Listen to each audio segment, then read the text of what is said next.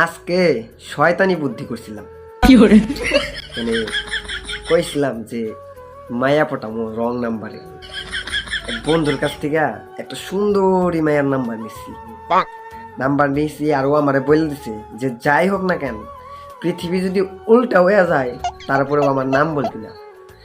আমি বলছি আচ্ছা ঠিক আছে, তোর নাম বলুন না, যা। তারপরে ওই মেয়ের আমি পটামো। তখন করছি কি, মানে ইউটিউব দেখছি, ইউটিউবে যতগুলা মেয়ে পটানোর থেরাপি আছে সব মুখস্থ করে হারাইছি। পরে যাই হোক সন্ধ্যা হয়েছে, সন্ধ্যাবেলা মেয়েরে কল দিছি। তো মেয়ে কল ধইরা সালাম দিছে, সালামের উত্তর নিচ্ছি সুন্দর মতোই। পরে বলছে যে কে? তখন আমি বলছি যে জীবন। ও বাসা কোথায়? তখন বলছি আপনার অন্তরে।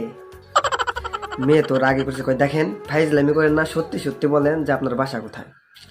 তখন আমি মনে মনে ভাবলাম যে এই টিপসটা কাজে লাগলো না, একটু অন্যরকম টিপস খাটাই। তখন কইলাম যে নদী ভাঙ্গনে তো বাসা ভেঙে গেছে, তাই একটু ভালোবাসা খুঁজতেছি, আপনার কাছে কি আছে ভালোবাসা?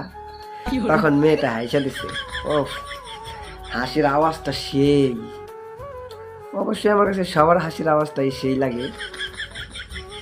পরে উনি আমি ওনারে জিজ্ঞাসা করলাম যে আচ্ছা এই আপনার নাম কি? তখন বলে আপনি আমারে কল দিয়েছেন, অবশ্যই নামটা জানেন। তখন আমি বললাম যে নাম জানি আর না জানি, তবে আমি আপনার প্রজাপতি বলে ডাকবো। মেয়ে আরো হাইসা দিল। আমি তো ভাবছি যাই হোক বইটা যেতেছে। পরে বললো যে আচ্ছা নাম্বার কোথায় পাইছেন? আমি যদি বলি যে আমার বন্ধুর কাছ থেকে নাম্বার নিছি তাইলে তো খবর আছে। পরে ওনারে বললাম যে আমি রাতে ঘুমাইছিলাম, তো ঘুমের মধ্যে এক পরি আইসা আমার নাম্বারটা দিয়ে গেছে সুন্দর।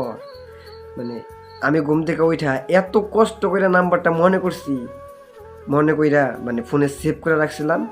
পরে এই যে আমি আপনার এখন কল দিলাম। যাই হোক কল দেওয়ার সাথে সাথে আপনার বয়সটা শুনে মনে হইলো যে না সত্যিই তো আমার তো এবার প্রেম হয়ে গেছে। তখন উনি আমারে বলে যে জি না, আপনি যে আমারে ভালোবাসবেন তার গ্যারান্টি কি? পরে আমি ওনারে কইলাম যে দেখেন আমার মনে একটা ফ্ল্যাট বাসা আছে, ভাড়া দেবো, বাট টাকা পয়সা লাগবে না। সেইখানে এসি হাওয়া বাতাসের একটু অসুবিধা হইলেও কিন্তু ভালোবাসার কোনো অসুবিধা হবে না, একদম ভরপুর আছে।